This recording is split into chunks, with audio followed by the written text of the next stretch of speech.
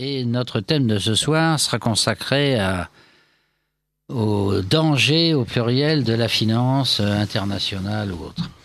Et donc, nous avons de nombreux invités. Tout d'abord, Valérie Bugeaud. Bonjour. Qui est l'auteur, qui est docteur en droit, qui est l'auteur d'un livre qui s'appelle Le Nouvel Esprit des lois et de la monnaie, aux éditions Sigest, qu'elle a co-rédigé, semble-t-il, avec Jean Rémy, qui est là présent, à ma droite. Bonjour à tous. Qui est un banquier international. Nous avons également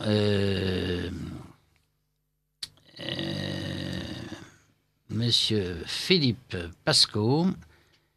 Bonjour. Qui a écrit un livre Pilleur d'État, et puis un autre, Histoire récente de la corruption sous la Ve. Ah non, alors non, ça c'est Stéphanovic, pardon. Oui, donc c'est mes fiches qui sont mal faites. Pilleur d'État. Nous avons Monsieur Ivan Stefanovic qui a fait un livre sur histoire secrète de la corruption sous la Ve République. C'est bien ça. Tout un programme. Hein. Oui, alors nous avons donc beaucoup d'auteurs de livres, parce que je ne vais pas citer tous les livres. Et nous avons Frère Thierry, qui est directeur de collection aux éditions Apopsix. Bonsoir. Et il nous manque encore un de nos invités, mais j'espère qu'il arrivera pas trop tard, qui est maître Roland Sanviti, avocat à la Cour, et qui est auteur aussi d'ouvrages qui traitent des questions financières. Alors, nous avons donc un thème qui est fort vaste, bien entendu, et si vous le permettez, je voudrais juste faire une petite introduction, peut-être à ma manière, c'est-à-dire heideggerienne, sur la société contemporaine. Vous savez que Heidegger appelle la société moderne, il pense que la société moderne est dominée par un système qu'il appelle le Gestell, qu'on a beaucoup de mal à traduire en français. En gros, ça veut dire l'arraisonnement utilitaire, à savoir qu'il y a un utilitarisme qui s'impose de façon autoritaire à tout le monde. Et dans cette société qu'est le Gestell, les grandes coordonnées, disons, du monde classique sont évacuées. C'est-à-dire que la divinité, la transcendance, tout ça est remplacé par les caprices de l'ego. Ça, c'est le premier point. Le deuxième, c'est que l'éthique est remplacée par la passion pour l'argent. Le troisième point, c'est que les racines sont marginalisées par rapport à l'idolâtrie de la technique. Et le quatrième point, c'est que la personnalité humaine est instrumentalisée à l'intérieur des masses, et que l'homme donc est réduit dans ce système à être un simple outil pour le système techno-économique. Un simple outil, ça veut dire que notamment il ne doit surtout pas avoir de racines, parce qu'il faut qu'on puisse le promener un peu partout. Il faut qu'il soit aussi mobile que des boulets de charbon. Et donc tout ce qui est racines nationales, religieuses, raciales et j'en passe, doit être éliminé, et notamment national. Et donc c'est un monde qui vise le cosmopolitisme, effectivement, un cosmopolitisme dominé par ses valeurs matérielles, par les caprices du moi, si je puis dire, et avec comme norme suprême le gain et l'argent. Voilà, alors cette vision que Heidegger a du monde moderne, je crois, est assez pertinente pour tout ce qui va se dire après, je crois, parce que on est bien dans ce contexte-là. Et ça a valu à Heidegger d'être très critiqué, parce qu'évidemment, il disait, vous savez, moi... il faisait peu de politique, à vrai dire, mais... moi, le capitalisme, le communisme, le fascisme, c'est le même système, c'est-à-dire un système c'est le Gestell en définitive, où la technique domine tout, le progrès technique domine tout, la finance domine tout, même sous des formes variées. Et donc ces systèmes sont très différents sur le plan politique, mais sur le plan métaphysique, disait-il, c'est toujours un peu la même chose. On a toujours à faire un peu la même chose. La question est de savoir si un jour on pourra sortir de ce Gestell. Lui dit oui. Enfin, c'est une autre histoire, on en parlera peut-être à la fin de l'émission. Alors, on va peut-être commencer par ce vaste sujet qu'est le nouvel esprit des lois et de la monnaie, et interroger d'abord peut-être Jean Rémy, qui je crois a un point de vue historique notamment sur la question, et puis Valérie Bugeaud, les co-auteurs. Oui, bien sûr. Très bien. Merci d'être venu en tout cas. Eh bien, pour aborder cette question, effectivement, une des portes d'entrée peut être une porte d'entrée commode et facile à comprendre, peut être l'histoire. Notamment parce que l'histoire met une longue perspective sur cette affaire de la prise de contrôle du politique par l'économique. En effet, pour moi, les prémices de cette révolution de l'économique commencent vraiment par le trafic très douteux qui a été l'occupation principale de la République de Venise à partir donc du XIe siècle, XIIe siècle, XIIIe siècle. En effet, il faut savoir que Venise ça faisait bien sûr du commerce avec l'Orient. Elle avait une flotte importante et elle était l'alliée, bien entendu, de la papauté. Alliée fidèle, puisqu'elle était la principale puissance soutenant les revendications, temporelles des papes, et qu'elle était le principal animateur du parti guelfe contre les Gibelins, qui étaient donc principalement représentés par les princes qui défendaient donc leurs prérogatives. En quoi la République de Venise a eu un rôle important dans cette affaire? Eh bien, c'est que sa principale activité n'était pas le commerce des tissus ou donc des épices, mais le trafic de métaux précieux. Je m'explique. Elle a, pendant presque un siècle, pratiqué une démonétisation des pièces d'argent de toutes les principautés et royaumes d'Europe, qu'elle coulait en lingots d'argent et qu'elle échangeait contre des lingots d'or fournis par les Mongols qui, à la suite de Gengis Khan, avaient donc établi le plus grand empire qui ait jamais existé au monde et qui résultait du pillage, évidemment, de toute l'Asie. Les transactions se faisaient sur des ports de la mer Noire, en Anatolie, enfin au nord de l'Anatolie et puis en Géorgie. Et ça a duré longtemps, au point que Venise a acquis en Europe le plus gros stock d'or qui ait jamais existé. Et à partir de là, elle a commencé à spéculer sur... elle a monétisé cet or, les fameux ducats.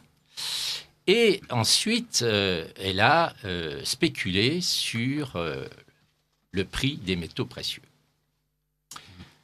Et ça a entraîné la première grande crise bancaire d'Europe, je crois vers 1325, où les banques florentines se sont effondrées. Suite à la baisse de l'or provoquée par Venise, qui en avait un stock considérable. Alors, pourquoi je parle de ça? Eh bien, parce que l'Église, par la suite, ou en même temps, plutôt, a commencé à dire que les princes n'avaient pas le droit de faire des mutations. Je rappelle le sens de ce mot.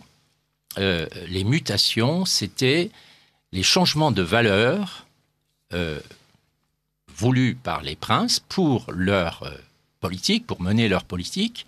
Alors, ces changements de valeur pouvaient avoir plusieurs formes. Soit ils refrappaient des nouvelles pièces avec une teneur moins importante, un poids moins important, ou alors, carrément comme l'avait fait les rois de France, à partir de Louis-Philippe, eh bien, ils avaient donc institué une monnaie de compte indépendante, une monnaie non frappée, et ils exprimaient les valeurs des pièces dans cette monnaie de compte à leur gré. Alors tout ça, ça s'appelait des mutations, et l'Église a pris position contre les mutations. À partir de ce moment-là, effectivement, le pouvoir des princes a été considérablement affaibli. Et c'était le but du jeu. Si bien qu'il n'y avait pas d'autre solution que de faire de grands emprunts. C'est les débuts de la banque, n'est-ce pas? C'est à partir de là que les banques ont commencé à prospérer. Puisque le seigneuriage, c'est l'autre terme technique avec les mutations, le seigneuriage qui était la différence entre le prix de revient des pièces et leur valeur imposée par le prince. Le seigneuriage, donc, n'existait pratiquement plus à ce moment-là. Alors, cette date, enfin, ce siècle est important dans la mesure où il y a une théorie, complètement matérielle de la monnaie qui s'est installée. Puisque, même l'Église disait, la substance de la monnaie, c'est l'or, c'est le métal précieux. Et donc, au lieu d'être une institution, ce qu'elle avait été jusqu'alors, pendant l'Antiquité, ça remonte très loin, et pendant tout le Moyen-Âge, eh bien, la monnaie est devenue un bien, une marchandise. Une marchandise reposant sur son support, puisque quand même, il faut bien dire qu'il faut bien distinguer, peut-être nous y reviendrons, peut-être à la fin, dans les solutions qui peuvent être apportées à la crise que nous connaissons. Eh bien, il faut bien distinguer le support qui était le métal, mais avant, il y avait d'autres supports, n'est-ce pas? Mais quand on parle du monnayage, effectivement, le support est un métal, mais il ne constitue pas la monnaie, qui est une institution, et c'est tout autre chose.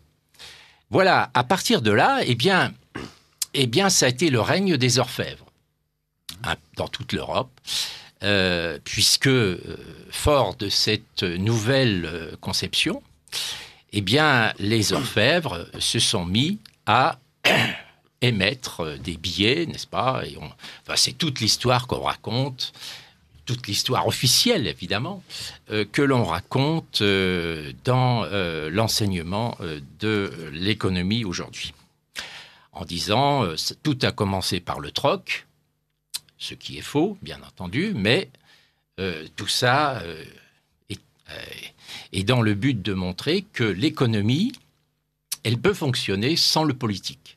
Elle est indépendante du politique, elle fonctionne toute seule par le jeu du marché. Et la preuve, c'est qu'il y avait le troc avant la monnaie, et puis que après, c'est devenu un peu trop compliqué, alors on a créé la monnaie pour remplacer le troc.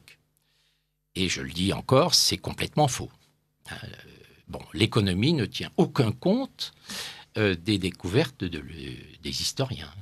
Et ça, elle les ignore depuis un siècle. On sait que c'est faux, mais pourtant, on enseigne toujours. C'est la doctrine officielle, c'est une doctrine que tout a commencé par le troc. Et c'est John Locke qui a le premier inventé cette fable. Alors que je crois qu'en matière archéologique, il y avait des globules d'électrum déjà avec les Talydiens. C'est-à-dire que c'est extrêmement ancien. Dès l'origine, la monnaie est frappée. On frappe la monnaie même avant certainement l'écriture. Mais non. Les Talydiens, c'est le 5e siècle avant notre ère. Oui. Or, la monnaie existait bien avant. Elle existait plusieurs millénaires avant. Alors qu'est-ce qu'il y avait? C'était une monnaie écrite. C'était une monnaie sur les tablettes. C'était une monnaie, quasiment une monnaie bancaire. Mais elle est frappée à peu près avec... Elle est frappée avec les pièces lydiennes. Avec les pièces lydiennes, c'est ce que je disais, c'était tout. Mais ce n'est pas les débuts de la monnaie. Ça n'est pas du tout... On n'apprend pas à compter à partir de l'État lydien, on le savait avant, bien sûr. Et ça, c'est autre chose. Oui, et puis, il faut bien voir une chose, si on veut approfondir cette question de l'origine des pièces. Pourquoi les pièces ont-elles été inventées à cette époque? Parce que on avait inventé l'alphabet quelques siècles auparavant, et que avant, la monnaie a été écrite par les scribes. Les comptes, ils étaient tenus par des scribes. Moi, j'ai entendu parler de figures géométriques, mais bon. Non, ce sont des scribes qui avaient le monopole de l'écriture. Donc, ce monopole, c'est l'équivalent, en gros, si on transpose aujourd'hui, c'est l'équivalent des banques. Le monopole de l'écriture correspond aujourd'hui au monopole qui est conféré aux banques de créer de la monnaie.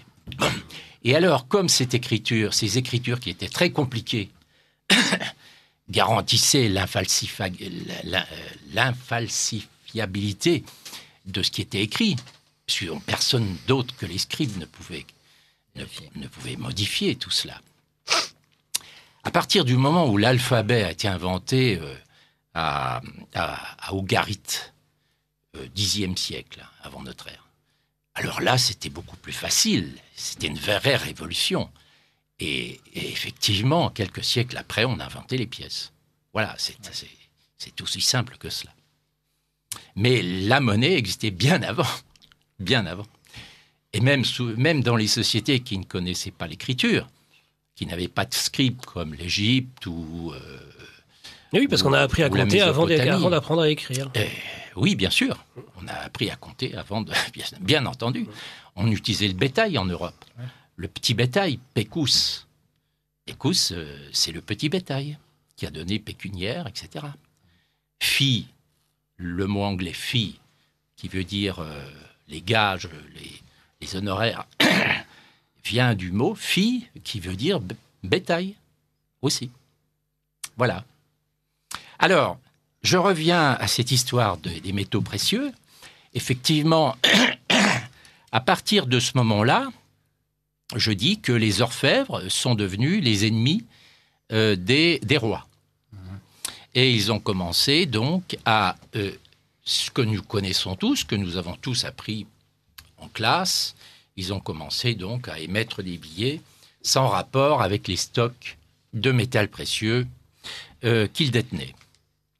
Et puis, les siècles ont passé, création de la Banque d'Angleterre,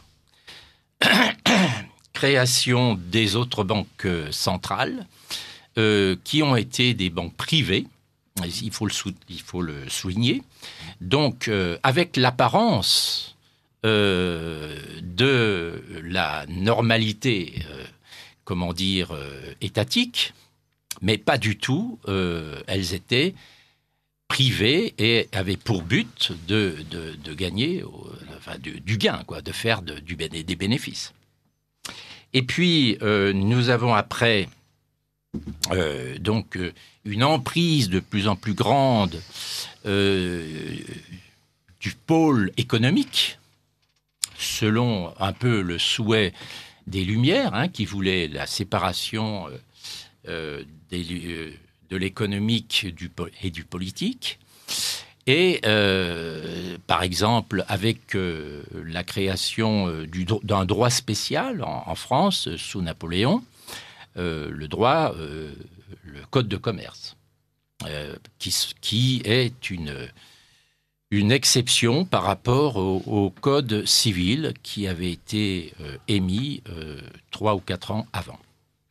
Ensuite, nous avons le rôle toujours accru des banques, et puis ça a explosé avec évidemment la non-convertibilité du dollar en 1971, qui a entraîné là une explosion de la spéculation sur les monnaies et les taux d'intérêt.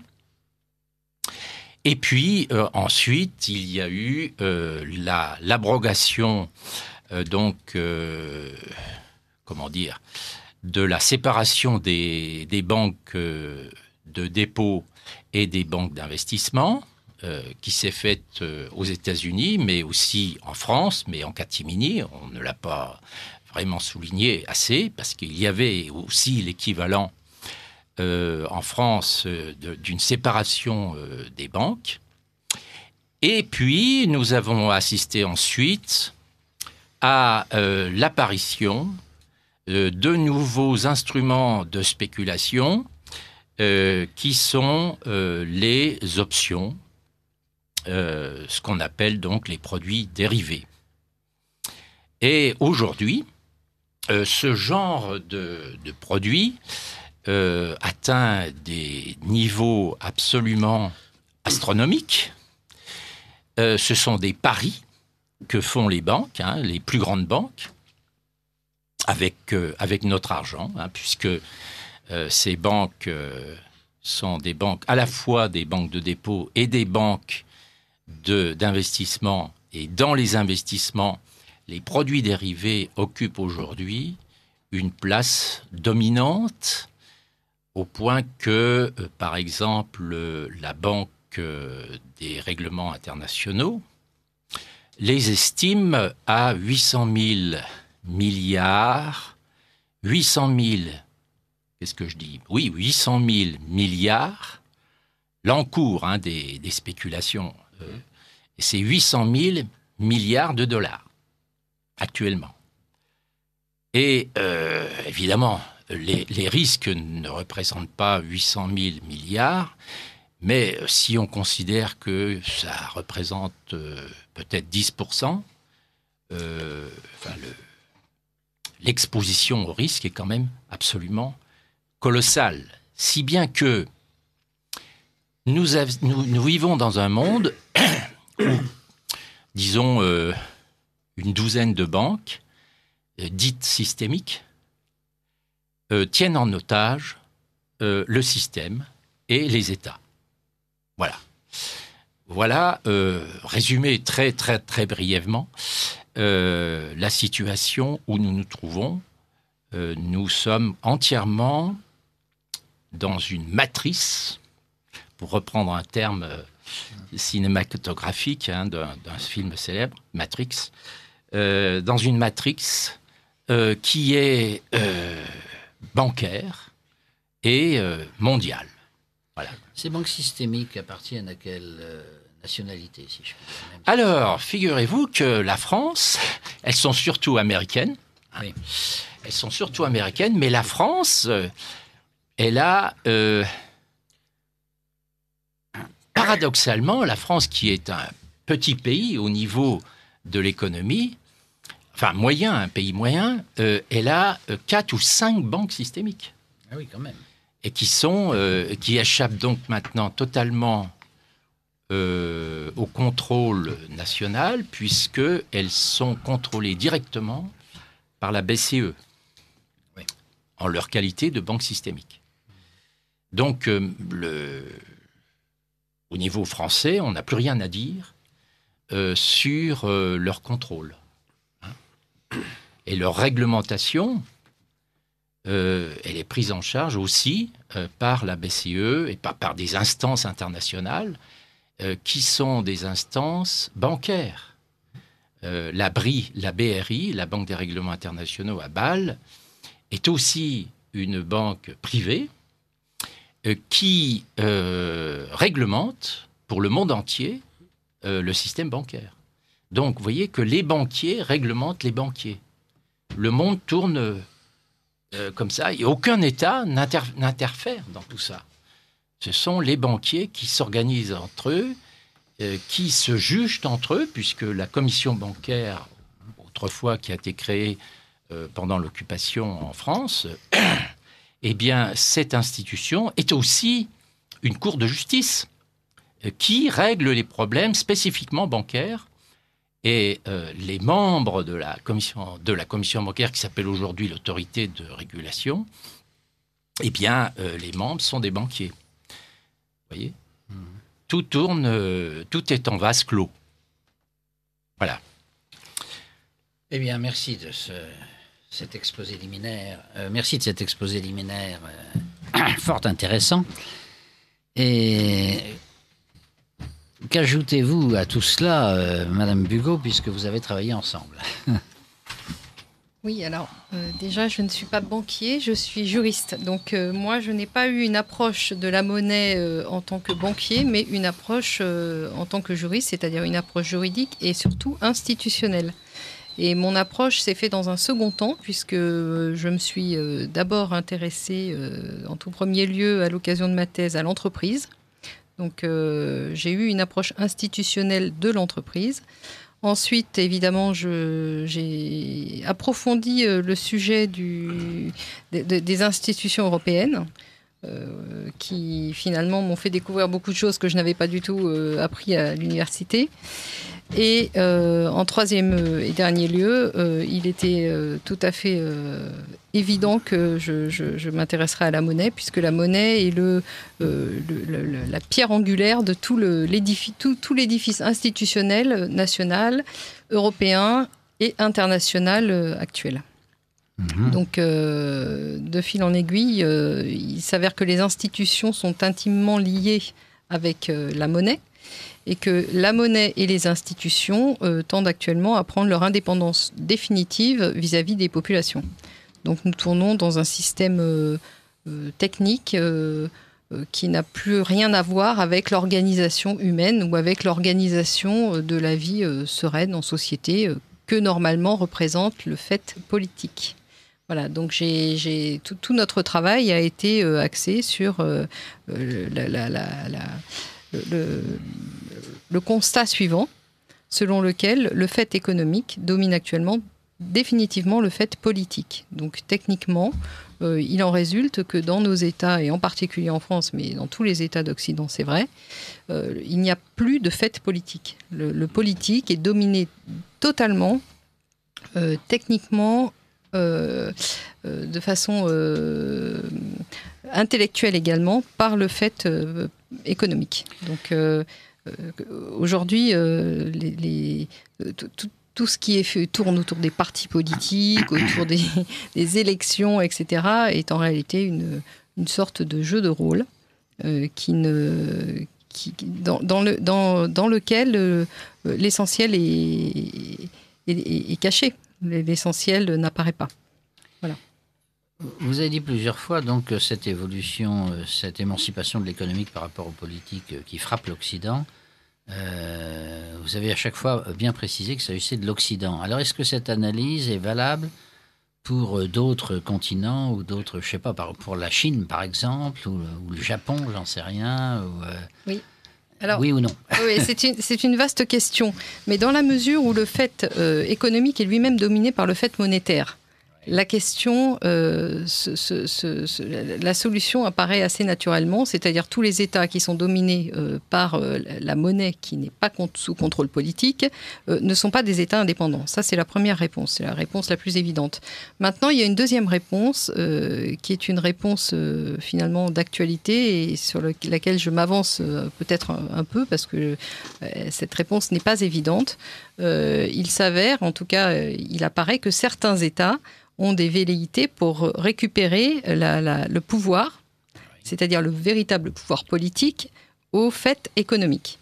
Alors, effectivement, tout le monde pense bien entendu à la Russie, mais la Russie est loin d'avoir achevé ce parcours.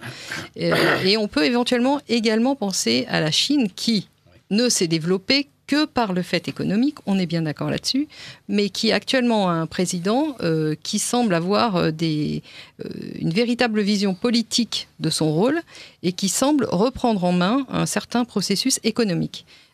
Aujourd'hui, ça fait déjà quelques années que Xi Jinping est en train d'assainir sérieusement la corruption au sein du Parti communiste chinois et à reprendre en main très sérieusement les institutions de son pays. La Russie pratique un peu dans ce sens-là, mais on a l'impression que la Russie a les mains peut-être un peu moins libres, ou alors on est plus informé sur les problèmes de la Russie que sur ceux de la Chine. Je ne sais pas exactement. En tout cas, ces deux États-là sont quand même à observer de près parce que, en effet, il y a au moins des velléités de reprise du contrôle économique par le politique. Et d'ailleurs, C'est absolument naturel, puisque le fait économique dépend du fait politique. L'inverse est totalement frauduleux. Oui, en ce qui concerne la Chine, alors je ne dirai rien, parce que je n'y connais vraiment rien. En ce qui concerne la Russie, c'est un pays qui m'intéresse depuis longtemps. Et en ce qui concerne la Russie, là, je ne parle pas du terrain économique du tout, mais enfin, les choses ne peuvent pas être totalement séparées, j'imagine. Moi, ce qui me frappe dans le cas de la Russie, c'est à quel point la catégorie sociale, la classe des siloviki, comme on dit en russe, la classe des... qui correspond à la classe militaire, la classe policière, les services secrets, etc., ont repris la main avec Poutine sur les oligarques et sur les milieux économiques et financiers. Ce qui fait qu'à la différence de la France, par exemple, effectivement, en France, j'imagine assez mal, effectivement, le chef d'état-major des armées imposer sa volonté au ministre des Finances, ça serait plutôt le contraire. Alors que, oui, d'ailleurs, il était démissionné. Et en Russie, on voit vraiment un phénomène inverse. Si je reprends la tripartition développée par Dumézil sur les Indo-Européens, les trois pouvoirs, vous savez, souveraineté, guerrier et marchand, en quelque sorte. Producteur, disons, oui. Pas seulement marchand. Non, producteur. Le système russe est plus proche, effectivement, du système indo-européen primitif que le nôtre. Parce que chez nous, on a inversé, en quelque sorte, les fonctions. Et c'est la fonction productive et marchande qui l'emporte plutôt sur la fonction guerrière qui est vraiment marginalisée.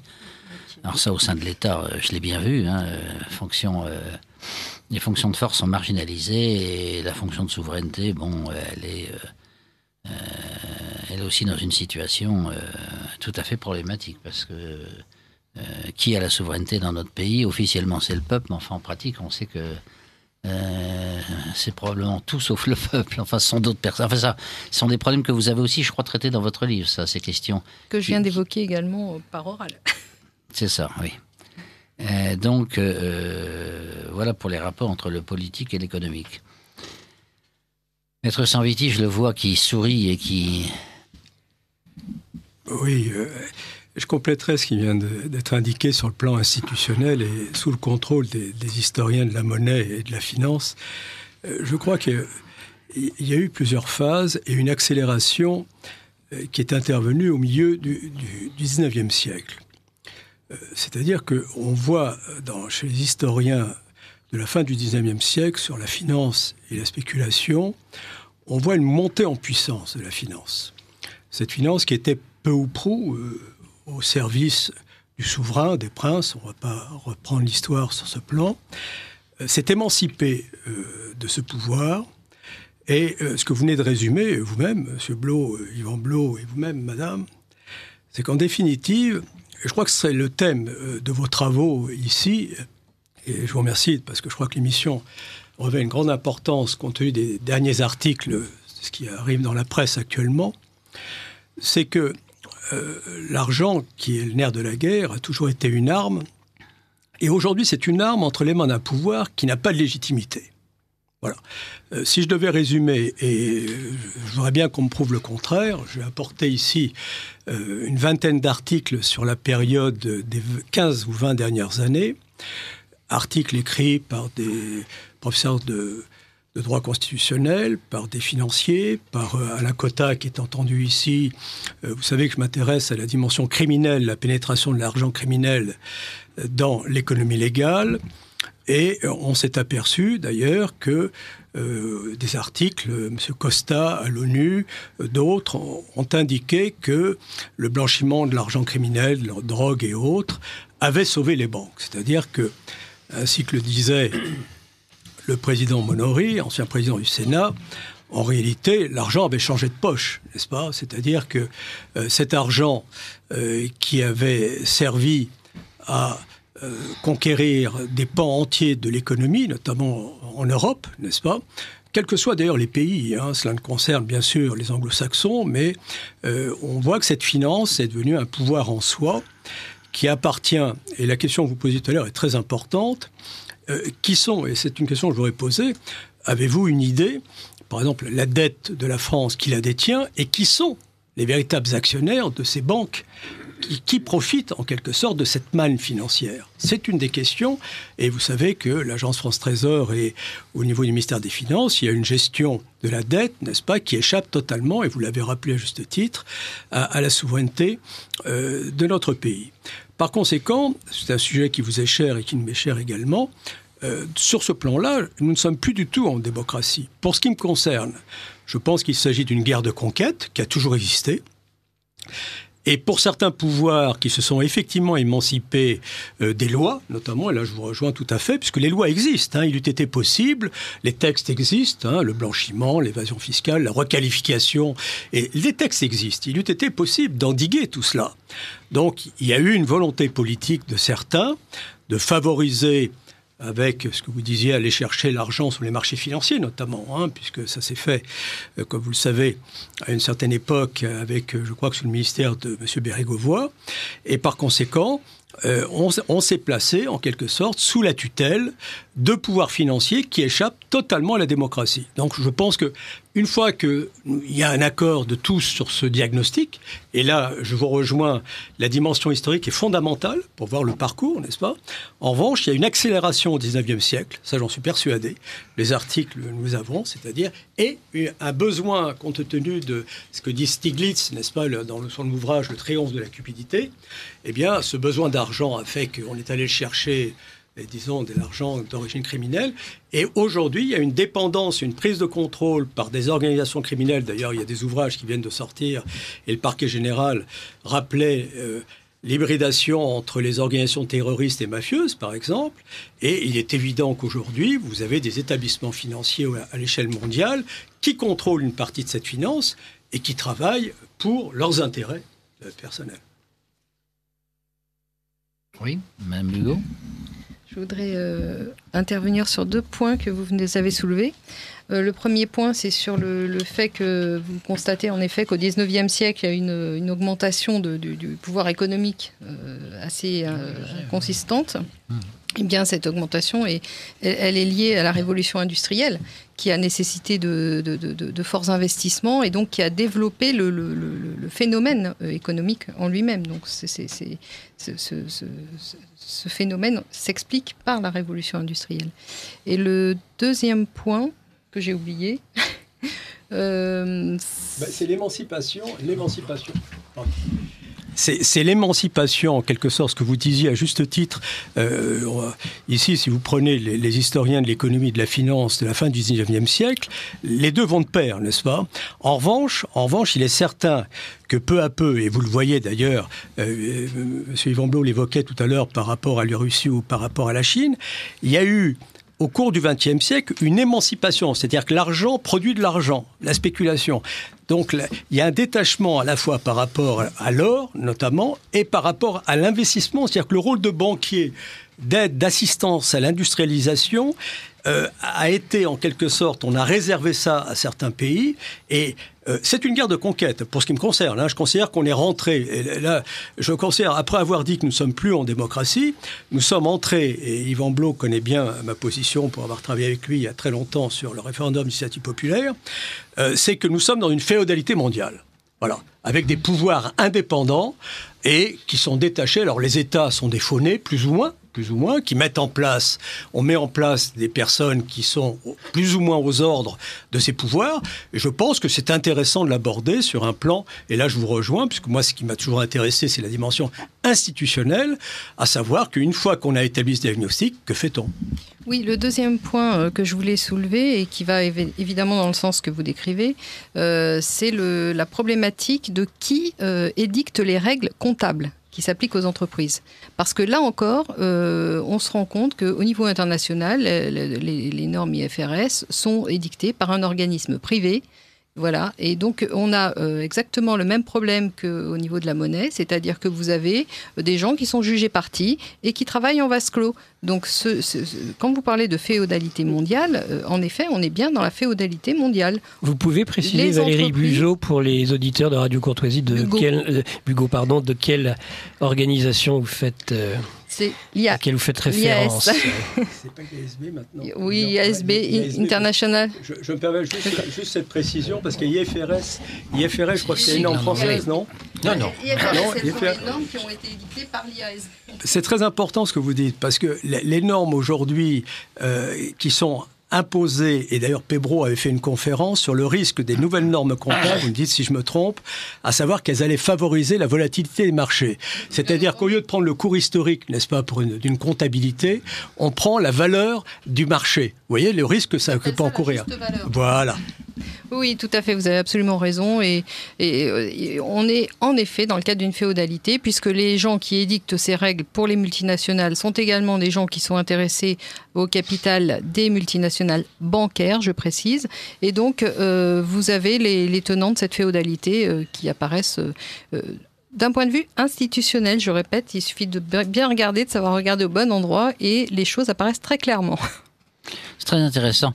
Ça me fait de nouveau penser à la Russie, parce que j'ai eu des discussions au Kremlin avec notamment Volodine, qui est aujourd'hui le président de la Douma, mais qui était autrefois secrétaire général adjoint de la présidence russe, et qui m'a fait comprendre qu'une des préoccupations principales du président Poutine, c'était de lutter contre les féodalités dans son propre pays.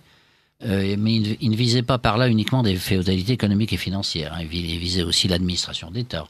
Il visait les gouverneurs élus des provinces, où on a trouvé des cas de corruption assez importants. Donc, une des préoccupations, il y a encore 1 ou 2 ans, c'est pas vieux, était effectivement de trouver des éléments institutionnels permettant au pouvoir présidentiel, je veux dire, de s'opposer à ces féodalités. Et c'est comme ça qu'a été créé un organisme qui est très peu connu d'ailleurs en France, qui s'appelle l'ONF, mais ce n'est pas l'Office national des forêts. C'est en russe, ça veut dire en réalité le titre lui-même ne vous dira pas grand-chose. C'est le Front national populaire de Russie, qui est en fait une organisation qui a des branchements absolument partout, et qui a pour but de dénoncer au président des phénomènes de féodalité, des phénomènes de corruption, des phénomènes de genre. Et moi-même, j'ai pu assister à un cas, d'ailleurs, d'application des dénonciations de l'ONF, si je puis dire. C'était le maire de Novgorod, parce que je donne des cours à Novgorod en Russie, à Veliki Novgorod, qui a été embarqué dans un panier à salade devant moi suite à des dénonciations de l'ONF. Donc je dis pas, c'est un système qui fonctionne dans le cadre du système russe, bien entendu. Mais enfin, tout ceci pour dire, en tout cas, que la préoccupation, elle existe au sommet de l'État. Je suis pas sûr qu'elle existe au sommet de l'État de la même manière, surtout aujourd'hui en France. Alors justement, à propos de l'État et de sa faiblesse, Monsieur Stefanovic, vous avez écrit un livre sur l'histoire récente de la corruption sous la Ve République. Oui, j'ai écrit aussi le dernier sur le Sénat, qui s'appelle Le Sénat, un paradis fiscal pour des parlementaires fantômes. Mais je voudrais revenir un peu, oui. Oui, moi je voudrais revenir sur tout ce qui a été dit, c'est très juste. Moi, je suis un historien de l'immédiat en tant que journaliste, donc je n'ai pas ce regard sur 10 ou 20 siècles, qui est un regard extrêmement intéressant. J'ai un regard simplement... je dirais que les banques ont eu très chaud, ils ont eu très peur. Elles ont peur d'une chose, c'est de la justice et des juges d'instruction. Là, quand même, il y a eu un gros problème avec l'affaire du Crédit Lyonnais et avec l'affaire de la Société Générale, plus des affaires moins importantes qui ont envoyé la plupart du temps des petits directeurs d'agences bancaires à qui on demande de faire du chiffre, et de l'autre côté, on leur demande d'être en accord avec le code pénal, ce qui est souvent assez difficile. Bon. Mais il y a quelques professions qui ont un rôle pivot dans ça, c'est les hauts fonctionnaires. Parce que les hauts fonctionnaires, c'est une spécificité française. Parce qu'en France, vous pouvez être haut fonctionnaire et parlementaire. Hein, vous vous mettez entre là. Là, je l'ai été. Oui, donc 15 ans. Ce système est interdit aux États-Unis, il est interdit en Angleterre, il est interdit dès le 2e mandat en Allemagne. Ce système est un système que nous, Français, État... Nous avons une tradition centralisatrice de prix des rois, donc c'est un système qui passe très bien, auquel on trouve des tas d'avantages et tout. Et deuxième profession, évidemment, et là il y a une consanguinité, il y a des relations incestueuses. Parce que monsieur parlait de l'implication du politique qui perdait son pouvoir vis-à-vis de l'économique. Mais le politique, il veut le perdre. Il est complice de ça. Parce que quand on voit les affaires et comment ça s'est déroulé, qu'est-ce qu'a fait le politique? Il a permis, maintenant vous avez il faut s'intéresser à toutes les grandes banques françaises, dont celles dont on a parlé, qui sont contrôlées par la Banque Centrale Européenne, qui, je vous le donne en mille, qui dans ces banques s'occupe du blanchiment et des affaires d'évasion fiscale en première ligne? Qui sont ces gens? Quelle profession ils faisaient avant? Ils n'étaient pas banquiers. Direction générale des impôts, peut-être? Ils n'étaient pas aux impôts. Non. Ça a commencé avec M. Vac, qui était commissaire à la brigade financière en 1980, avec l'affaire du Crédit Lyonnais. Ils sont tous flics, ou de la DGSE, ou du contre-espionnage de la DGSI. C'est un État dans l'État, ils se cooptent entre eux, et c'est des gens qui quadruplent ou quintuplent leur salaire. Un fonctionnaire, un simple inspecteur principal, enfin maintenant ça s'appelle autrement, ça s'appelle capitaine ou commandant, quand il quitte le service, ou à la cinquantaine, il gagne un peu plus de 3 000 € net. Moi je connais dans des grandes banques, parce que je les ai fréquentés, ces gens nous invitaient toujours au restaurant, etc. Pas question de payer avec la note de frais du journal. Ces gens gagnent entre 12 000 et 14 000 € net par mois. Et ces gens sont dans une place assez, si vous voulez, qui montre tout le caractère incestueux de ces relations entre la justice, la police et la haute banque, c'est qu'ils rendent des services des deux côtés. C'est-à-dire, quelquefois, ils aident la police, mais pour des petits directeurs d'agences bancaires qui auraient l'imprudence de commercer avec des Chinois, etc. Mais quand ça prend des proportions quand ça a été, par exemple, l'histoire du Sentier, avec des Israéliens, avec des grosses fraudes à l'international, là, ça prend des proportions démentielles. Et là, évidemment, qui aide qui? On peut penser aussi que les banquiers mettent le pied sur le frein. Ces anciens policiers, ils sont là pour faire en sorte d'éteindre l'incendie avant que la police et la justice mettent son nez dedans. Et ça a une très très grande importance. Comme ça, on a vu quand on voit l'affaire du Crédit Lyonnais et l'affaire de la Société Générale, tous les grands ponts ont échappé. Il y a un malheureux de la Société Générale qui est mort aujourd'hui. Le brave, il était numéro 2, qui est allé en prison, qui a été condamné, mais c'est le seul. Tous les autres, pour différentes raisons, échappé. Donc le système, des banques est très performant. Là-dessus, comme disent avec le recul historique... Apprivoiser la police et la justice. C'est un système très sophistiqué, avec en plus des gens qui sont à la tête de ces banques, qui ont eu des fonctions politiques avant dans des cabinets ministériels. Donc là... on ne sait plus qui est qui. Enfin, moi, je ne sais pas qui est qui. Est-ce que c'est le politique qui manipule l'économie? Est-ce que c'est l'économie qui manipule le politique? Moi, j'y perds mon latin. Non, mais c'est tout à fait... ce que vous faites, c'est passionnant. Ça recoupe un petit peu de mon expérience. Je n'étais pas vraiment dans ce secteur-là. Mais je me souviens, quand j'étais parlementaire, un jour... il s'agissait de réforme fiscale. Et Alain Juppé, ministre du Budget, nous convoque une quinzaine de députés et nous demande nos idées de réforme fiscale en disant les députés ont le contact avec les électeurs, donc vous aurez sûrement des idées qu'on n'a pas dans l'administration, etc. Alors très bien, donc on fait un tour de table. Et on arrive à 40 propositions. Et Juppé dit 40 propositions, c'est formidable, c'est beaucoup plus que ce que je pensais, mais on va en prendre que 3 ou 4 cette année. Ça serait déjà pas mal si on pouvait faire 2-3 réformes importantes, mais on ne va pas en faire 40, évidemment. Alors il se tourne vers son conseiller, il avait un conseiller de la Direction générale des impôts, et il lui dit, alors cher ami, est-ce que vous pouvez m'indiquer les 3-4 réformes qu'on pourrait faire sur les 40 évoquées par les parlementaires? Et le conseiller répond, monsieur le ministre, je suis désolé, mais je ne peux pas vous en donner.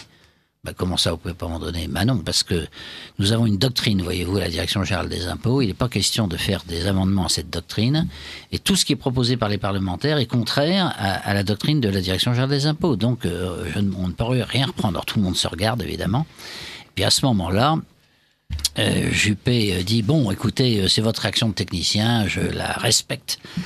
Mais on en reparlera la semaine prochaine, il y aura un conseil des ministres, et puis là, vous allez sûrement me faire 2-3 propositions quand même, de choses que l'on pourrait modifier.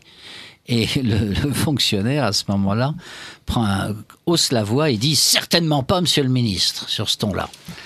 Alors, là-dessus, moi, je me lève, je vais voir Juppé, parce que Juppé dit « Il faut que je vous quitte, j'ai un autre rendez-vous, on verra plus tard ». Et je vais le voir et je lui dis, dis donc Alain, il est quand même très arrogant, ton conseiller. C'est pas toi qui vas me dire ça, hein. T'as pas le droit de me dire ça. Je dis, pourquoi j'ai pas le droit de te dire ça? Mais je suis le ministre. Je dis, bah oui, moi je suis le député, on est chacun dans notre rôle. Oui, c'est pas ce que je voulais dire.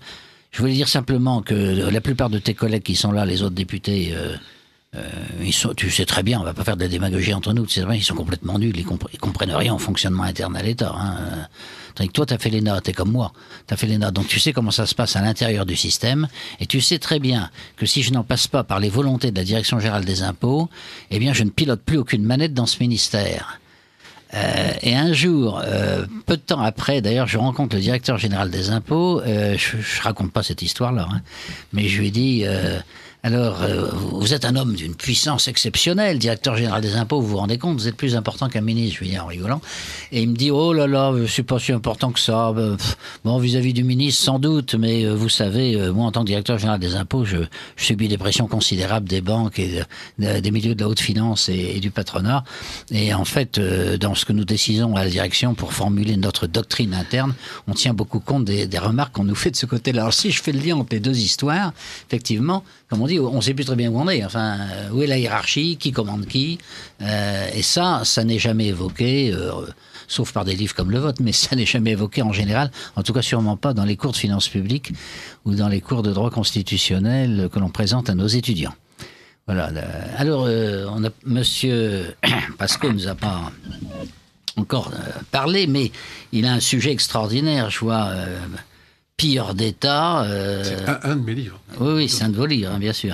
Est-ce que vous pouvez nous dire quelle est votre réaction sur tout ce qui vient de se dire jusqu'à présent? Je peux que. Ça se recoupe plus ou moins, je pense. Ça se recoupe complètement, et moi je rejoins complètement ce qu'a dit mon ami Ivan Stefanovic. On est sur le même secteur, nous on est sur l'instant T et on est sur l'analyse des conséquences.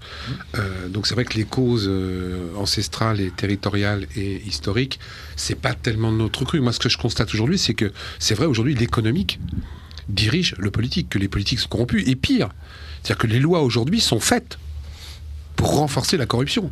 Les lois aujourd'hui sont faites pour, quelque part, que les nantis, les truands, les voleurs puissent le faire, et je pèse mes mots, dans la légalité.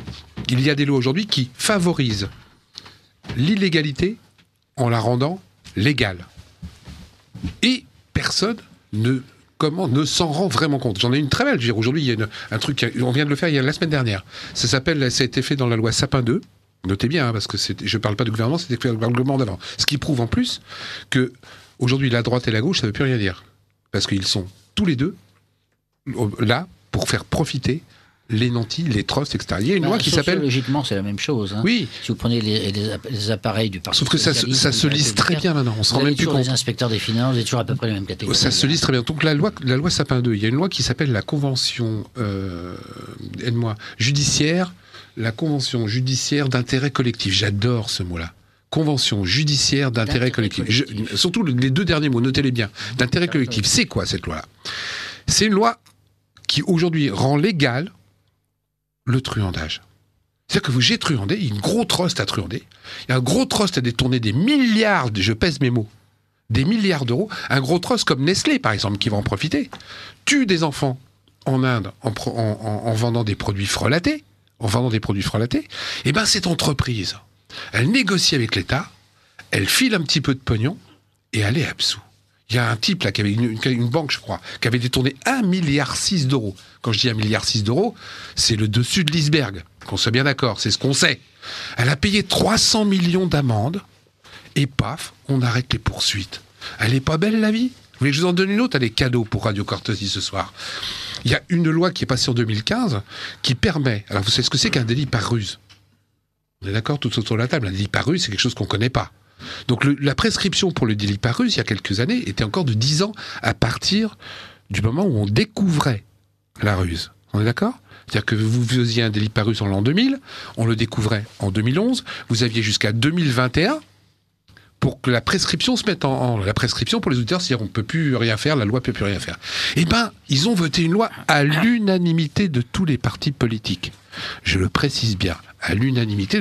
Maintenant, la prescription est de 12 ans. C'est juste ce qu'ont retenu les journalistes. 12 ans. Sauf qu'il y a marqué en dessous, à partir du moment où le délit a été commis. Ah, elle est belle, la vie. Hein. C'est-à-dire que quand vous faites un délit par ruse en l'an 2000, si on le découvre en 2011, en 2012, la prescription est là, la justice ne peut plus rien faire.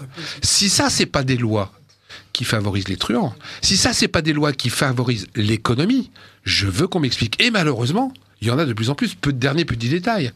Il y a une association qui s'appelle l'Oxfam qui analyse ce qui se passe au niveau de l'argent.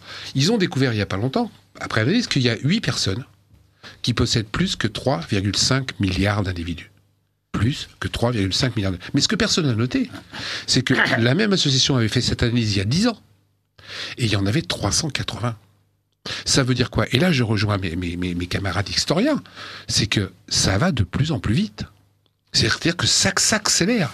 C'est-à-dire qu'on est dans une espèce de pyramide de Ponzi, dans du Madoff, pour que les gens comprennent bien, où ça va de plus en plus vite, où il y a de moins en moins de gens qui ont de plus en plus d'argent et de plus en plus de gens qui en ont de moins en moins. Le problème, c'est qu'à un moment donné, ça va exploser. Parce que, dites-vous bien une chose fondamentale. Qu'est-ce qui fait les riches? Qu'est-ce qui fait l'argent? C'est les pauvres. Si au fur et à mesure on appauvrit les pauvres, à un moment donné, ils ne peuvent plus dépenser. S'ils ne peuvent plus dépenser, à un moment donné, les gens vont être dans une tour d'ivoire et ils ne pourront plus rien faire de leur argent. Ils vont être obligés d'inventer un autre système, mais comme les gens ne pourront plus acheter, ça va exploser. C'est pour ça qu'ils prêtent. Et ça fait des dettes. C'est pour ça qu'ils prêtent, mais ça fait des dettes. Mais à un moment donné, les dettes, tu ne peux plus les rembourser. L'idée de ne plus donner, ils prêtent. Mais à un moment donné, les dettes, tu ne peux plus les rembourser. Je veux dire, tu as beau inventer, tu inventes le crédit revolver. Après le crédit revolver, qu'est-ce que tu fais? Tu fais le crédit bazooka? Tu fais le crédit tank? À un moment donné, les gens, avec le revolver, ils se flinguent.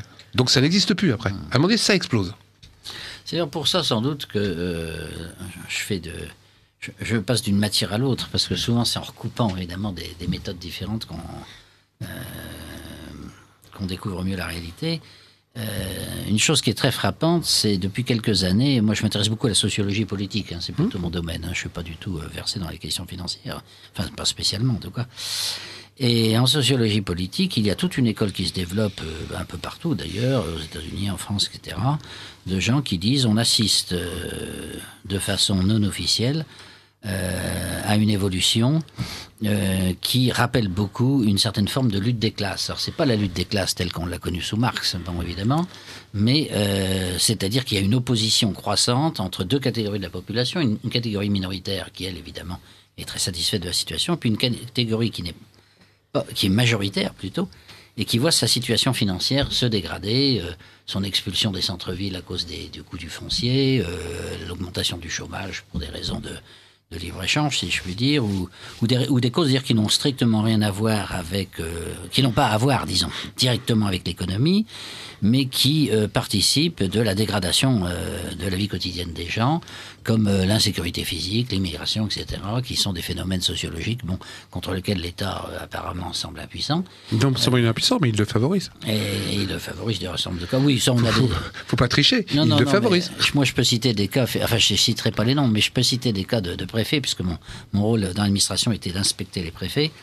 Et des cas où effectivement les préfets ont donné l'ordre à la police de mettre le frein sur la lutte contre la drogue, en disant la drogue c'est l'économie, c'est le socle central de l'économie d'un certain nombre de quartiers, et si on empêche ce socle de fonctionner, les gens n'auront plus d'argent, et à ce moment-là on aura des émeutes. Et comme on ne veut pas d'émeutes, eh bien il faut favoriser évidemment, il faut laisser le trafic, pas favoriser peut-être pas, mais enfin il faut laisser le trafic de drogue se développer, parce que là au moins le risque d'émeute va se réduire de façon tout à fait considérable. Pour ça je l'ai entendu dire plusieurs fois autour de moi lors d'inspections. Je l'ai vécu. Ah bon, bah alors si vous l'avez vécu. Sur ma banlieue, je l'ai vécu où on embauchait les grands frères dans les transports publics comme médiateurs, comme contrôleurs. Et c'était vachement pratique parce que les trafiquants de drogue n'avaient même plus besoin de payer le bus pour faire leur trafic. Ils montaient dedans, ils contrôlaient, ils étaient payés pour ça. C'est vrai que c'est un très bon exemple parce qu'il y a beaucoup de choses à dire sur les fameux grands frères, etc. Donc, alors peut-être Yvan Blot, je vois qu'il y a une accumulation de papier devant lui. Ce sont des questions des auditeurs, je crois. Voilà, alors je rappelle d'ailleurs que vous écoutez Radio Courtoisie, le libre journal de la résistance française, dirigé par Yvan Blot, assisté de Nicolas Stocker. Plusieurs questions des auditeurs, et là je ne les ai pas sous les yeux, qui demandent à ce que l'on rappelle les personnes qui sont autour de la table, Yvan Blot. Est-ce que vous pourriez rappeler pour les auditeurs rapidement les nous rappelez pas, on est là. Auteurs, oui. Bon, pour les auditeurs. nous avons Jean Rémy donc, et Valérie Bugeaud qui ont écrit ensemble un livre sur le nouvel esprit des lois et de la monnaie. Et qui sont... Alors, le premier est un banquier d'origine, et Valérie Bugeaud est une juriste qui était un moment avocate, je crois aussi. Hein. Oui, c'est ça. Non, enfin, elle n'est pas banquière. Bon. Nous avons Roland Sambiti, qui est avocat à la Cour et qui est assez versé dans les questions financières, je crois, on peut dire. Nous avons... Yvan Stefani, je ne sais pas pourquoi chercher Stefanovic, c'est pas Stefanini, non, pardon, ça c'est le Corse. Non, c'est une autre, c'est du côté de Monaco, ça. Ouais, c'est autre chose. Yvan Stefanovic, qui donc a écrit notamment une histoire récente de la corruption sous la Ve République. Nous avons Frère Thierry, qui est bien connu des auditeurs de Radio Courtoisie. Nous avons Philippe Pascot, qui a écrit aussi plusieurs livres sur la corruption de l'État, et Nicolas Stocker, donc bien connu aussi des auditeurs de notre radio. Alors maintenant, on va pouvoir identifier justement avec les auditeurs, oui, alors parce qu'il met les auditeurs à l'attention de l'intervenant. Bon, alors l'intervenant, là, je pense que c'est Jean Rémy. Pourriez-vous nous donner le nom des 5 banques systémiques présentes en France? Oui, alors, donc j'ai dit effectivement, la France est le pays d'Europe qui a le plus de banques systémiques. Oui, c'est étonnant. Alors, les 5. Alors, la Société Générale, le groupe Société Générale, le groupe BNP Paribas, le groupe Crédit Agricole, qui comprend le Crédit Lyonnais, le groupe BPCE, qui comprend Natixis et les caisses d'épargne. Et voilà. Ça en fait 4. Ça en fait 4. HSBC n'est pas une banque systémique. N'est pas une banque systémique. Enfin, peut-être que oui, mais il est anglais. Hein, c'est une banque. C'est anglais, c'est vrai. Alors, en Allemagne, à ma connaissance, il n'y en a qu'une, qui est la Deutsche Bank, qui est menacée de faillite actuellement. Bien. Jean-Rémy, toujours une question, je crois, qui devait vous concerner au sujet de la monnaie. Vous avez parlé de Louis-Philippe. Ne serait-ce pas plutôt Philippe le Bel? Oui. Ah, j'ai fait une erreur alors. Oui, le faux monnayeur Philippe le Bel. Oui, tout à fait. Alors là, c'est un énorme lapsus. Oui, effectivement. Cette fois-ci, je crois que c'est pour l'intervenante. Alors là, c'est pas compliqué, il n'y en a qu'une autour de cette table. Votre analyse est une analyse, note l'auditeur de Radio Courtoisie, est une analyse marxienne et prouve par là même la pertinence de l'analyse marxienne. Enfin, non, je suis absolument pas marxienne. Ni marxiste. Même parce que martienne peut-être. Je sais voilà, pas. parce que il a voulu dire martienne. Oui, non, enfin non. Enfin, je n'ai aucune connexion avec les milieux marxistes. Je suis pas moi-même ni d'origine ni rien. Je n'ai rien à voir avec le marxisme. Et d'ailleurs, je trouve que le marxisme a des points communs avec l'ultralibéralisme. Donc, ce sont des doctrines extrêmement matérialistes et qui sont qui justement justifient la prééminence du fait économique sur le fait politique. Donc, je m'inscris en faux totalement contre ça. Donc, je ne peux pas être considéré comme marxiste. Enfin, il y a une erreur quelque part là. Et vous non plus, je suppose, Yvan Blot. Vous avez beau parler de nouvelle lutte des classes, vous ne puisez pas chez l'auteur du Capital vos références, Yvan Blot. Je vais vous en citer une pourtant de Karl Marx, mais j'ai plus la référence très précise. Mais Karl Marx explique que c'est pas lui qui a inventé la lutte des classes du tout. Non, mais même en théorie, je veux dire. Il dit non, j'ai emprunté en fait cette notion à des économistes libéraux, des historiens d'ailleurs, comme Augustin Thierry, comme Bois-Guilbert, Guizot. Et dit, et c'est chez tous ces auteurs français que j'ai trouvé des références au fait qu'il y avait des conflits à l'intérieur d'une société. Enfin, c'est aussi général que ça. Il dit, et puis ensuite, je l'ai systématisé à ma manière. Voilà. Donc, même quand je dis lutte des classes, ça ne veut pas dire que je suis un disciple de Karl Marx, pour aussi bien dire que je suis un disciple de Guizot, ce qui n'est pas tout à fait pareil. Alors, je crois, Yvan Blot, que c'est le moment d'un petit Bobino. Oui, il nous l'avait demandé. Bon. C'est une langue belle, avec des mots superbes. qui porte son histoire à travers ses accents. Cette langue belle, Radio Courtoisie continue de l'honorer. Dimanche 3 décembre, nous célébrerons le 30e anniversaire de Radio Courtoisie, la radio libre du pays réel et de la francophonie. Dimanche 3 décembre, à midi, venez déjeuner avec les patrons d'émissions de Radio Courtoisie dans le salon de la péniche Les Calanques, face au 52 quai du Point du Jour, à Boulogne-Billancourt, Hauts-de-Seine. Le prix Jean Ferré 2017 sera décerné, à l'issue du repas, à la personnalité qui a, selon les auditeurs de Radio Courtoisie, le mieux servi la langue française durant les 3 dernières années. Réservez dès maintenant en envoyant un chèque de 49 € par personne à Radio Courtoisie, 61 boulevard Murat, 75 016 Paris. Veuillez joindre une enveloppe timbrée et libellée à votre adresse pour recevoir vos billets d'entrée. Vous pouvez aussi participer au premier tour du prix Jean Ferré en envoyant dès maintenant à Radio Courtoisie un bulletin de vote établi sur papier libre où vous porterez le nom de votre choix. Au dimanche 3 décembre, à midi, sur la péniche Les Calanques, face au 52 quai du Point du Jour à Boulogne-Billancourt, pour le déjeuner d'anniversaire de Radio Courtoisie. C'est une langue belle qui sait la défendre. Elle offre les trésors de richesse infinie, les mots qui nous manquaient pour pouvoir nous comprendre, et la force qu'il faut pour vivre en harmonie. Alors, Nicolas Radio, Sauter, les autres questions. Oui. Écoutez, il y a une question sur, évidemment, la question d'actualité, si quelqu'un veut s'y coller, le Front National, la fin la demande par la Société Générale de retrait de ses comptes bancaires. Ne parlez pas tous en même temps.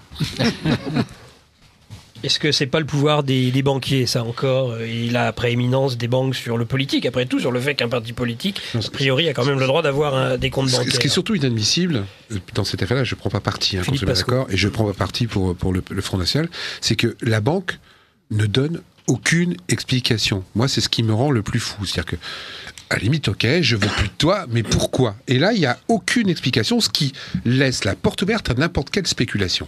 Alors, je vais vous donner la réaction qu'a eu quelqu'un que j'ai vu juste avant notre réunion ici, au centre de Paris, qui a été bon, je dirais pas son nom, mais enfin, il a eu des fonctions très importantes à la Société Générale. Enfin, il était directeur général dans un pays vraiment de grande taille, disons. Et on a parlé de ça, je ne sais plus pourquoi on a évoqué ça, et il m'a dit oui, il y a quelqu'un au plus haut niveau qui a dû tordre le bras du président de la Société Générale. Ça commencerait pas par un M par hasard ? Si, je crois, oui, si, je crois. Alors il m'a dit, même sous Hollande, personne n'avait jusqu'ici osé aller jusque-là, il m'a dit. Enfin voilà, c'est quelqu'un de la Société Générale, donc c'est pas inintéressant de voir sa propre réaction. Je cite pas son nom, mais enfin c'est. Là aussi, bon, les interactions jouent dans tous les sens, hein, entre le politique et l'économique. On le voit bien. Ce qui est d'ailleurs très marrant, puisque le personnage dont vous parlez, on sait aujourd'hui que c'est quand même un vrai produit marketing économique. Donc ce qui provient que l'économique, encore une fois, est en train de verrouiller entièrement la société civile et politique. Alors Yvan Blot, donc sinon beaucoup de remerciements pour la qualité de l'émission. Ça faut remercier tout le monde. Hein. Voilà, et de l'ensemble des intervenants. On peut continuer. C'est tout ? Oui, c'est pour l'instant. Bon, alors, par où va-t-on reprendre le sujet ? Peut-être, vous avez fait allusion, mais très rapidement, Madame Bugeaud, à l'effacement, si je puis dire, ou la marginalisation de la démocratie dans ce système dirigé par l'économie. Vous pouvez nous en parler un peu plus ? Oui, alors déjà, cette marginalisation a commencé avec la Révolution française, puisque vous savez que c'est le pouvoir grandissant, économique naissant et grandissant qui a voulu déboulonner l'ancien pouvoir qui était fondé sur des valeurs plus spirituelles, enfin, partiellement, mais quand même, il y avait une interpénétration entre les valeurs spirituelles et les valeurs temporelles, et les deux allaient ensemble pour faire une société cohérente. Donc, à partir du moment où la bourgeoisie naissante a commencé à vouloir prendre de l'influence dans l'État, Ça s'est fait au fur et à mesure du temps, à partir des grandes découvertes, ça n'a fait que croître et embellir.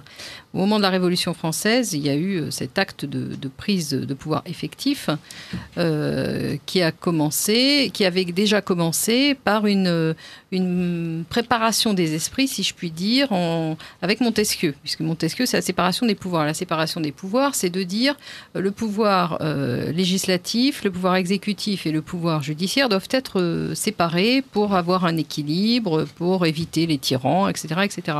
Sauf qu'il s'avère que le pouvoir, le vrai pouvoir, celui qui est chargé d'organiser la vie de la société, c'est-à-dire la vie en société, la vie civile et commerciale, mais pas exclusivement commerciale, ce pouvoir-là passe nécessairement par le pouvoir de rendre la justice, le pouvoir d'assurer la sécurité.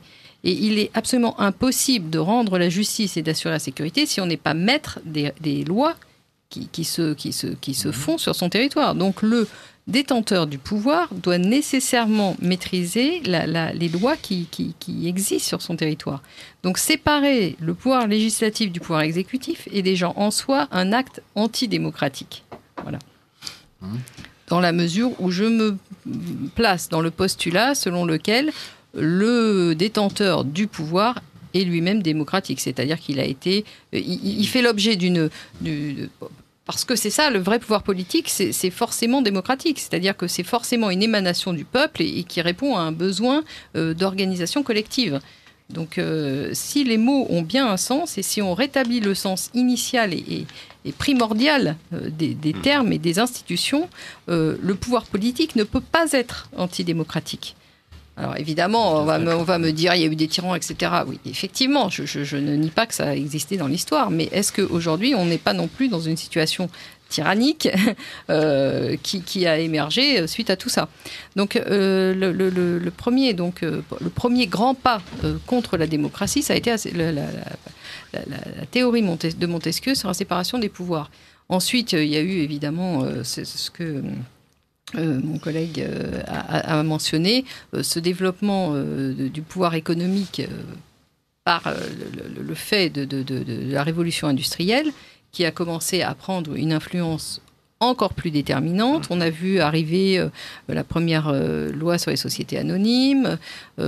Tout ça s'est mis en place. Ensuite, on a eu l'Empire anglais qui a cédé le pas à l'Empire américain, qui lui-même a eu beaucoup plus de pouvoir parce qu'il était plus gros et puis parce que il y avait déjà une certaine homogénéisation des règles dont il a pu bénéficier et des principes également militaires. Tout ça va de pair, bien entendu. Et donc, on est arrivé avec la création de la Fed qui, là, a mis un coup d'arrêt très net à la démocratie qui peut-être avait des velléités d'exister aux États-Unis d'Amérique. Mais en 1913, au moment de la création de la Fed, la démocratie en Amérique a été mise sous le boisseau. Voilà. Donc, suite à ça, je dirais qu'en Europe, le coup d'arrêt vraiment définitif à la démocratie, qui existait bon an, mal an, puisqu'il y avait quand même un principe antidémocratique au départ. Mais le fait qui a été vraiment générateur, ça a été l'intégration européenne et le développement de la créativité bancaire suite à la dérégulation et le développement des normes comptables par ce standard international fait par les plus grands capitalistes finalement. Donc aujourd'hui, l'intégration européenne a pour objectif de supprimer l'État en tant qu'organe politique qui pourrait éventuellement être un contre-pouvoir à l'Union, c'est-à-dire à la fonction supranationale de l'Union. Donc on voit bien le problème de régionalisation, enfin tout va dans le sens de la disparition des États. La finance, évidemment, est main dans la main avec ce phénomène, puisque l'Union européenne, c'est ce que je détaille dans le livre, c'est en réalité la souveraineté économique et financière. Il n'y a plus de souveraineté populaire du tout. La souveraineté institutionnelle qui ressort des institutions européennes, c'est une souveraineté économique et financière. Donc là, à partir de ce moment-là, il n'y a absolument plus de démocratie, puisque le peuple n'a plus rien à voir dans l'édiction des lois et dans le contrôle. Donc, Oui, il y a d'ailleurs quelqu'un qui qui a incarné, il est mort, qui a incarné très bien ce que vous dites, c'est Jean Monnet, qui est considéré comme l'un des pères de l'Europe. Bon, ce qui est vrai d'ailleurs. Jean Monnet, même par les Américains. Oui, sa carrière plaide tout à fait dans cette direction, puisque Monnet, comme vous savez, avait tous ses intérêts aux États-Unis. Pendant la Seconde Guerre mondiale, on ne l'a jamais vu apparaître. Il n'était pas dans la résistance, ça c'est sûr. Et aux États-Unis, il a gagné de l'argent d'abord en utilisant la prohibition de l'alcool, c'est-à-dire en faisant des activités délinquantes, il faut bien dire. Bon, et ce délinquant, profitant donc de la prohibition, avec l'argent qu'il a gagné de cette façon, a créé une banque à San Francisco, la Bank of America. Et c'est comme ça qu'étant devenu banquier, il a commencé à jouer un rôle au niveau national aux États-Unis, donc protégé par le président des États-Unis. Et ensuite, les Américains lui ont demandé effectivement de mettre en place ce qui va devenir plus tard, le marché commun, puis ensuite l'Union européenne. Et donc toute sa carrière vraiment correspond exactement à ce que vous venez de dire. Et Monnet expliquait toujours que les peuples sont extrêmement dangereux, que c'est de la faute des peuples s'il y a eu les 2 guerres mondiales, que c'est de la faute des peuples s'il y a eu Hitler ou Staline, etc. Surtout pas de la BRI. Non, voilà. Donc, dans ces conditions, il fallait s'en méfier.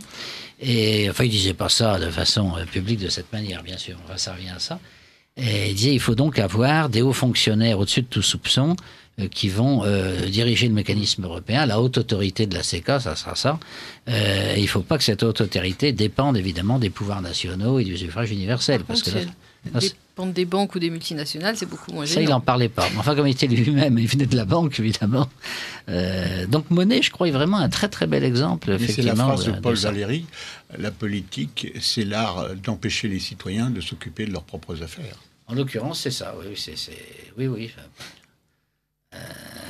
La politique à la monnaie, c'est exactement ça, effectivement. C'est tout à fait ça. À la monnaie, c'est le cas de le dire. Je n'ai pas fait exprès, là. Mais... Et alors, effectivement, moi, je peux témoigner, ayant été parlementaire français et parlementaire européen, à quel point les parlementaires eux-mêmes sont dessaisis de tout pouvoir réel. Bien entendu, c'est dans les traités européens. C'est une pure façade. Bon, c'est la Commission européenne qui décide de tout, pratiquement. Les députés sont là pour voter des textes, bien sûr, mais enfin, ils votent des textes sur ordre, d'ailleurs, en général. Oui, puis sur ordre, parce que je me souviens, c'est une mascarade pitoyable, puisque, bon, on ne le dit jamais là aussi, parce qu'on ne veut pas faire de peine aux institutions, mais quand on votait, je me souviens, on avait des séances de vote où on regroupait des centaines et des centaines de votes en 1 heure ou 2 à chaque session. Et notre groupe parlementaire nous donnait des fiches et nous mettait des croix ou des barres. Alors s'il y avait une croix, ça voulait dire il faut voter pour. Et quand il y avait une barre, ça voulait dire voter contre. Et un 0, ça voulait dire abstention. Et à côté, il y avait le numéro de l'amendement dont on devait discuter. Mais l'intitulé de l'amendement n'était pas donné. Ce qui fait qu'on ne sait pas sur quoi on votait. Réellement, parce que alors, plusieurs fois je me suis plaint en disant on pourrait y mettre quand même au moins l'intitulé. C'est-à-dire, mais on n'en sort plus, monsieur Blossi, on fait. Mais il y a des centaines et des centaines de votes à faire, donc s'il faut qu'on tape à la machine les intitulés de chaque chose, on n'arrivera jamais dans les délais voulus. Et dans tous les groupes politiques, quels qu'ils soient d'ailleurs, les gens votent dans le noir, en quelque sorte, si je puis dire. Et ils votent en fonction d'un plus ou d'un moins qu'on leur donne. Donc, autrement dit, donc, ils ont en fait absolument aucun rôle. Alors en fait, ils ont un petit rôle en commission, parce qu'avant la séance plénière en commission, il y en a quelques-uns qui peuvent dire quelques mots, effectivement, mais ceux qui ont un rôle dans la répartition des rapports, etc., en fait, la répartition des rapports se fait selon des critères qui sont très opaques. Et donc les quelques députés qui jouent vraiment un rôle, ils sont là parce qu'ils sont là pour soutenir les idées de la commission. En gros, c'est à peu près ça. Moi-même, j'ai joué une fois ce rôle un peu opaque, puisque on m'avait confié, parce que personne n'en voulait d'ailleurs, c'est plutôt ça, on m'avait confié un rapport sur l'amélioration de la sécurité des centrales nucléaires de type Tchernobyl en Russie. Personne ne voulait s'occuper de ça, alors du coup, finalement, je me suis retrouvé avec ce rapport, et là, immédiatement, j'ai été convoqué par la commission qui a dit, voilà le le but de l'opération, c'est que on voudrait améliorer la sécurité de ces centrales avec un certain nombre de consultants techniques et d'ingénieurs, etc., qui sont pour la plupart des Scandinaves, qui vont donc aller en Russie. Et c'est nous, c'est le contribuable, donc qui va financer l'action de ces ingénieurs conseils, de ces consultants. Les Russes n'interviennent pas dans le processus. Ils nous ont dit simplement, écoutez, si vous pensez que nos centrales sont pas sûres, eh bien, on vous autorise à les améliorer. Mais nous, on ne paiera pas un seul centime, parce que nous, on pense que nos centrales sont sûres. Alors au début, je disais, oui, les centrales sont sûres. Enfin, les centrales de Tchernobyl, il y en a quand même une qui a pété. Oui, il y en a une, mais une seule et jamais une autre. Et puis, a posteriori, je me suis rendu compte que c'était vrai. Il y en a eu une, ça, c'est sûr. Mais les autres ont toujours parfaitement fonctionné. Mais il y avait évidemment de l'argent à prendre, puisqu'il fallait payer les cabinets de consultants scandinaves dans cette affaire. Et voilà, c'était parce que ça n'a jamais servi à rien, puisque de toute façon, ces centrales n'ont jamais explosé. Et elles n'étaient peut-être pas parfaites, c'est vrai. Mais on voit bien que tout était manigancé, organisé, etc. Tout remontant en fait à Bruxelles et au lien qu'il y avait entre les groupes privés qui s'occupaient de sécurité nucléaire et puis les fonctionnaires de la Commission, quoi. C'est là que se prenaient en fait les décisions. C'est certainement pas au Parlement européen. Voilà un exemple. Non. Si je peux me permettre d'insister également sur le fait que tout le droit qui émane de l'Union européenne est un droit qui est appelé dérivé. Et c'est un droit dérivé des traités. Donc la seule possibilité de faire les lois en Union européenne, c'est d'appliquer les traités. C'est d'appliquer les grands principes issus des traités. Ce sont des principes commerciaux. Donc de toute façon, dès le départ, c'est vicié. Oui, ce sont des principes commerciaux, oui, parce qu'on est parti de l'économie. Oui. Donc c'est bien ça. Non. Souveraineté commerciale. C'est pire que ça. C'est pire que ça. Alors, est-ce qu'on pourrait revenir maintenant un peu sur la notion de pilleur d'État ? Ah, mais sans problème. C'est le dernier livre. Hein, non, c'est pas le dernier. Le dernier, c'est qu'il vient de sortir, ça s'appelle « Allez presque tous vous faire 5 points de suspension ». Ah bon. Personne, les gens mettent ce qu'ils veulent sur les 5 points de suspension.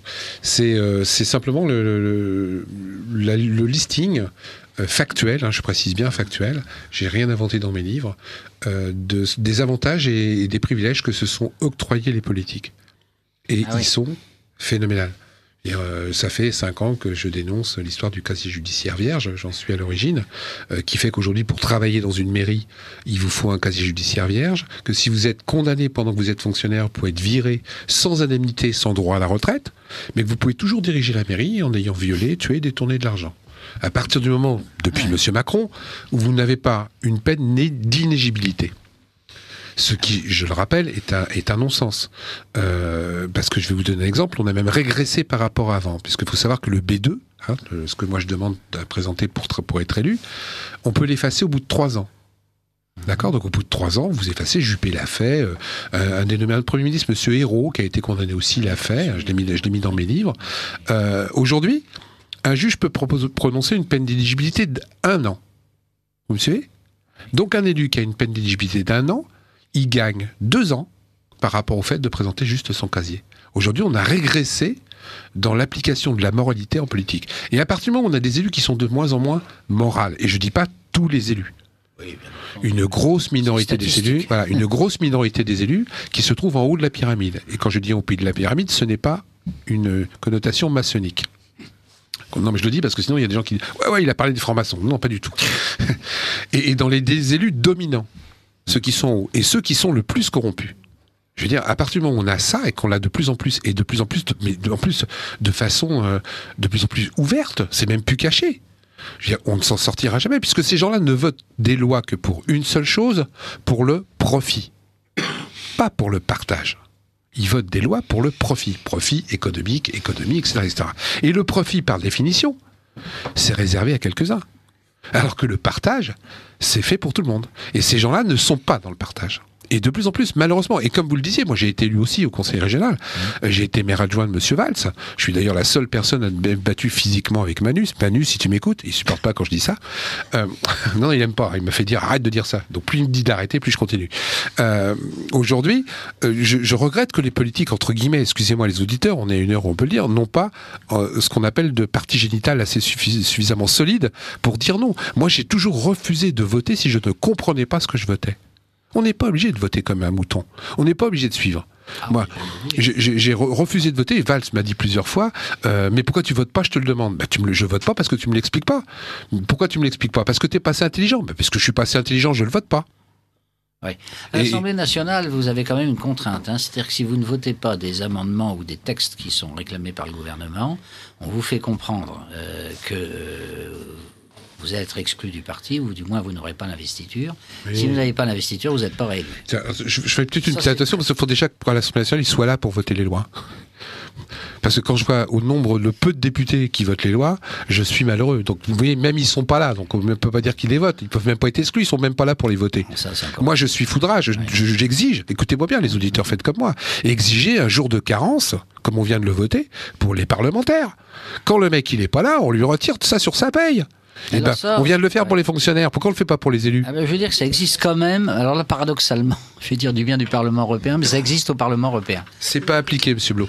Ils viennent le matin. Des gens qui ont été sanctionnés, on leur a enlevé leur prime parce qu'ils étaient pas présents. Ils viennent le matin, ils signent la feuille, ils repartent. On les a suivis comme Vincent Payon. Ah, il faut signer les feuilles, ça c'est vrai. Mais on les signe d'avance. Vous avez les 5 feuilles. Stefanovic. Ils signent et ils se cassent. Signez les 5 jours. Personne ne dit rien. Je confirme, j'ai suivi moi aussi des députés européens. Ils signent. Ils vont boire un café à côté et ils se barrent. Ils serrent 3 mains, ils vont, pour faire voir qu'ils étaient là. Ils serrent 3 mains et ils repartent. S'il n'y a aucun contrôle sur la présence des députés européens, il n'y a aucun contrôle sur la dépense des députés. Moi, je l'ai vu à la région aussi. Ah oui, ça existe, bien sûr. Là, je crois que nous avons... Il vous reste 30 secondes pour conclure cette première partie d'émission, Yvan Blot. 30 secondes. Tout au plus. Il y en a déjà 15 de passés, là. Voilà, vous voyez. Non, on va attendre de la technique qui va nous... Eh bien, allez, c'est la pause.